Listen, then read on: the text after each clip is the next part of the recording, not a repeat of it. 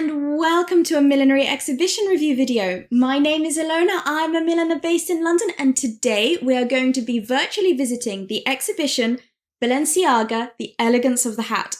Why virtually? Well, I would love to be there in person, but due to a nasty little virus going around at the moment, I can't actually get on a flight and get to the Museo del Disseny in Barcelona. I am so thrilled to be looking at Balenciaga hats. I personally think that Balenciaga is an underrated designer. When we think about mid-20th century fashion, we all think Dior. But today, it's all about Cristobal Balenciaga.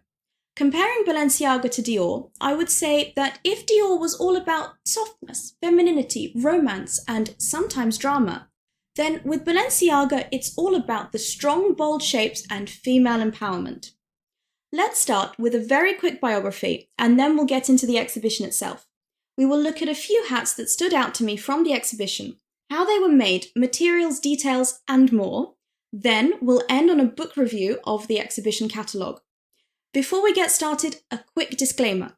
I am not a professional historian, but I have done my best to do my research responsibly and from reputable sources. As usual, all the links to the sources are in the description box below. Oh, and also, I'm not a Spanish or Catalan speaker, so please forgive any dodgy pronunciation. If you think I've got something wrong, please be kind and let me know in the comments. So, via the power of the internet, get your exhibition tickets ready, and let's get started.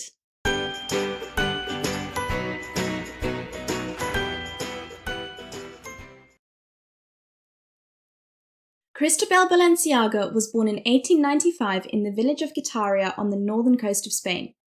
This region is part of the Basque country, and influences from its unique local culture can be seen throughout all of Balenciaga's work. Black was his go-to colour. It helped to emphasize and highlight his experimentation with silhouette. Lace was also very important, and obviously, it was black. Balenciaga was deeply religious and didn't like his looks to have unnecessary adornment. He was an obsessive perfectionist and a master tailor. However, some thought his dresses were akin to putting women in sacks. Dior called Balenciaga the master of us all, and Hardy Amies remarked that he made the English strictly tailored look outdated. Balenciaga is credited with mentoring some of the late 20th century's most famous designers, namely Hubert de Givenchy, André Courrèges, and Emmanuel Ungaro. Even Oscar de la Renta worked as an illustrator for Balenciaga in 1957. As you can tell, we don't actually know a lot about Balenciaga. He was a very private individual. In fact, he gave 2 interviews in his entire life. He said that he preferred his work to speak for him. So, let's look at his work. Although, is it his work? In the case of most hats, I don't think it is. I've only found one source that states that Balenciaga designed the hats himself. But the majority of literature that I've read says that it was actually his partner of 20 years, Velatio de Attenville. De Attenville was a Franco-Polish aristocrat who co-founded the fashion house of Balenciaga. I'm not trying to downplay Balenciaga's excellence. He clearly saw the value of a good hat. He is reported to have said that the hat is a matter of architectural balance. It crowns the edifice of the dress. I just think it's time that we credited designers and milliners who actually made the hats by naming them alongside the more famous fashion designers. Sure, the vision was Balenciaga's, but Velatio and so many more people brought it to life. Here's a few facts and stories that I couldn't quite weave into his biography, but I thought were particularly interesting. Balenciaga suffered from sinus trouble and loved to ski. As well as sharing a professional rivalry but a strong personal friendship, Dior and Balenciaga share a birthday. They were both born on the 21st of January, but in different years. His fashion origin story, which is probably played up to add to his mystique, is that one day when he was a little boy, he approached the fabulously rich Marquesa de Casa Torres and asked if he could make her a suit, just because he thought he could. I'm not sure if he ever made her a suit, but she did apparently allow him to come to her mansion to study her couture wardrobe. This is where his fashion career started. In 1944, in occupied France, Balenciaga was punished for using too much material to accommodate de Attenville's designs. He was forbidden from making hats for a whole year. Of course, he found a way around this by designing hair combs and having his models wear their hair in plaits piled on top of their heads in the shape of pillboxes. The fashion press loved it. In 1948 and 49, the deaths of his mother and Valazio led to a major crisis that ended with Balenciaga almost closing his business. The story is that Dior went to see him, begging him not to close, as haute couture without Balenciaga would not be haute couture anymore. This might not be true, but it is a lovely story. Valazio's death led to his blackest collection ever. He effectively forced all high society women into mourning with him. Balenciaga closed his Paris fashion houses in 1968 and died in 1972. And now for the exhibition. This is going to be a bit of a weird one, as I obviously haven't actually been to the museum to physically see it, but I will do my best. First off, I'd like to thank the staff at the Museo del Disseny who, despite our language barrier, managed to help me buy a copy of the exhibition catalogue through a Catalan bookshop. Normally, I'd give you my impressions of the museum, how easy it was to find, the gallery space and all that stuff, but we're not actually there, so what I did do was find a few promotional videos on YouTube in Spanish and Catalan without auto-translate subtitles. I don't speak Spanish or Catalan, but these videos did give me a sense of walking through the exhibition and seeing how it was all laid out in the gallery space. The gallery is tall and spacious, with the objects displayed behind glass and accompanied with posters of information. It certainly looks like it would be an enjoyable experience to be there.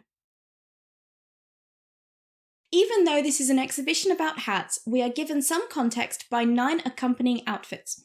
I think this is the right thing to do, as this puts the hat into perspective as part of a whole ensemble, as you wouldn't wear a hat without an outfit. Unless maybe you are Dieter von Teese. At the time these hats were designed and made, the 30s, 40s and 50s, they weren't just an accessory like we think of them today. They were an integral part of an outfit. Ladies wouldn't leave the house without one. And with that in mind, let's look at some hats in isolation. Looking through the hats on display, what really struck me is the amount of black. Out of the 87 exhibits, 44 are black, 25 are white or neutral, and the remaining 18 are bright or pastel colours. Apart from traditional hat shapes, there are also 3 draped hood shapes. As we all know by now, orange is my favourite colour, and disappointingly, there were no orange hats on display.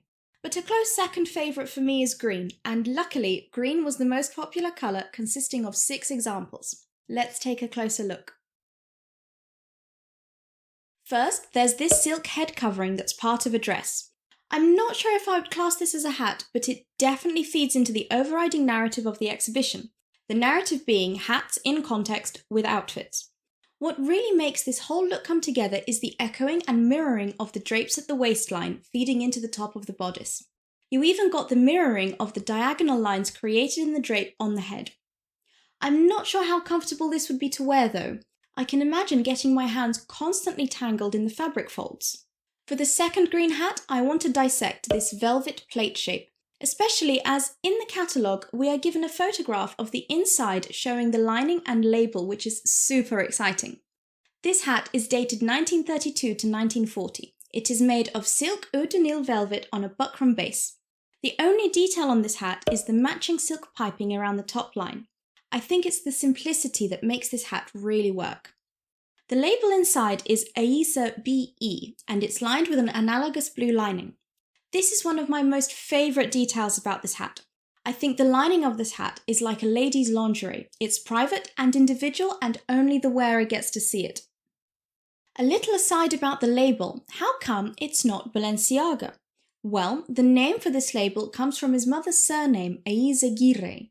Balenciaga had from the start run 2 labels at the same time, starting in 1917, one being the Eiza and the other Balenciaga. Eiza became the Spanish label and Balenciaga was the Paris couture label. The move to France for Balenciaga happened when Cristobal fled from Spain to France in 1936 due to the start of the Spanish Civil War. During this time, the Spanish Eiza stores were closed, but reopened again in 1939 as soon as the war ended. Eiza was a profitable label, with the majority of clients being the Spanish aristocracy and Americans. Balenciaga himself retained a close relationship with this branch of his business, making sure to personally manage Eiza with the help of his assistants up until its closure in 1968. Here is the third green hat. It's also eau de Nil, this time with the Balenciaga label from August 1964. It's made from a Melusine fur felt, and from the picture in the catalogue, you'd think, oh, it's a rather plain and boring Breton brim. But that is not the case. I had a look for more pictures of this hat in the online collections of the Museo Cristobal Balenciaga, and from the front, this hat tells a rather more intriguing story. I honestly don't know how to describe it, other than donut. Unfortunately, we don't get to see any pictures of the inside, but the archive describes it thus. On the front, it has a comb sewn to the grosgrain ribbon and the label on the nape. We don't tend to see much Melusine in mainstream hats today, but if you want to use it, here's a secret from this hat. Melusine is cheaper if it's one-sided, meaning that only one side has the fluffy texture and the other is smooth like a normal fur felt. From this picture over here, you can see that the brim was blocked separately from the crown. The crown was blocked on one side, the brim on the other, and when they are joined together, because of the upturned Breton donut, the plain, untextured surface is almost hidden. Hat number 4 is this fur felt pillbox from August 1953. Inside, it has the Aisa label as it was made in Balenciaga's Madrid workshop. The most interesting thing about this hat is that it is designed to stay put on the head with the help of 2 hat pins made using the same felt as the rest of the hat. Upon closer inspection, they look like they were made using a square of felt with the corners folded inwards just like an envelope. I think they look gorgeous. The way they are currently displayed on the hat, pointing forwards, is probably exactly how they would have been worn originally. The curators of the collection were able to determine this by the absence of any other pinholes in the felt. With hat number 5, we are back to Melusine. This hat again carries the Aisa label from Madrid and is from August 1961. In the catalogue, it is described as combed wool Melusine with fur on spartery and linen taffeta. I am slightly struggling to interpret what this combination of words means, but my guess is that it's a spartery toque hat that has been covered with flat felt fur and wool Melusine fabric rather than being shaped from a millinery cone. If you really zoom into the picture, you can see what is potentially a stitching line around the top circumference. I'm also guessing that it's lined in taffeta. I'm concluding my roundup of the green hats with this exquisite feather number. It is from August 1964, and this time it bears the Balenciaga label, so we know it was made in Paris. It features cockerel feathers on a buckram base. Luckily, this hat has a more detailed description in an online archive. From images in the archive, we can see that this hat is not in its best condition. Some feathers have come off, revealing spots of old browned glue that was holding them on. You can also see that this hat comes with a taffeta hat pin, and the description tells us that it has a front comb. And the most exciting thing is that we are given a diagram of its dimensions, meaning that if you want to make it, you've got all the information you need. I'd like to end on a few opinions I have on the exhibition catalogue. My first impressions are that it's very pretty and a pleasure to handle. The paper has a satisfying weight and texture, and the page layouts are creative and interesting. I do have a few negative points though. I really don't like this style of contents page. It's really hard to see what page numbers correspond to what articles. The catalogue is split up into 4 sections: texts, headdresses, glossary, and bibliography. I found it really tedious reading through the text sections. The Philip Tracy contribution was honestly just 2 pages of filler that's best summed up as, "Ooh, aren't hats just lovely?" The next essay, titled Under a Hat by Silvia Ventosa Munoz, is written in a very dry manner and is just a collection of not very exciting facts written in chronological order. This essay does pick up when Munoz gets to the 20th century European hats. This section is written better and is a lot easier to read. However, it is lacking pictures. There's only 4. I know it's supposed to be an essay, but I think that hats and fashion are such visual topics, and it's never really enough or satisfying to just have text. Here's a piece of information from this essay that intrigued me. Apparently, there is an International Hat Day. I had no idea this was a thing, and Munoz doesn't give a date for this celebration. An internet search confused me even further. Perhaps someone could let me know in the comments if you know what this date is supposed to be. The last article in the catalogue, Discovering Balenciaga's Headdresses, is where the fun starts. It talks about the setup of the fashion house and touches on how Balenciaga was interested in millinery, but for him the primary focus was always the female body. So instead, we get to hear about his relationship with hat makers from the region, as well as collaborations with French milliners. This essay is a goldmine of information and makes the purchase of this catalogue worthwhile. I've finally got some names I'd like to follow up on and research in the future. And what's more, there is a comprehensive bibliography of 104 references. So that's my weekend time accounted for the next couple of months. Actually, I'll make a video on that next week. Maybe I'll sketch some hats and talk about other milliners named in the catalogue. If you don't want to miss that, please click the subscribe button. In conclusion, I would describe my experience with this exhibition as satisfactory, but I think this is only because I've consumed half the content. There are a few things that I've since figured out are on display that aren't in the catalogue. Feather mounts, fabric flowers, ribbons, and various paperwork such as receipts from the shops.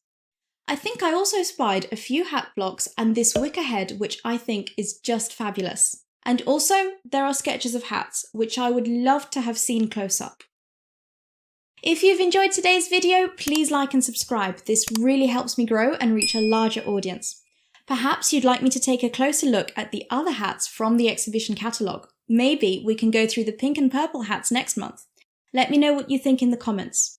For more hat-related content, you can follow me on Instagram at Barcelona Millinery. Thank you so much for watching. See you next time. Bye. Say hello to the internet. Oh, say hello to the internet. Say hello, internet. Flat felt fur. Is that what I'm supposed to say? Flat felt fur. Flat felt fur. What's the tongue twister you're supposed to do with an F? Nose.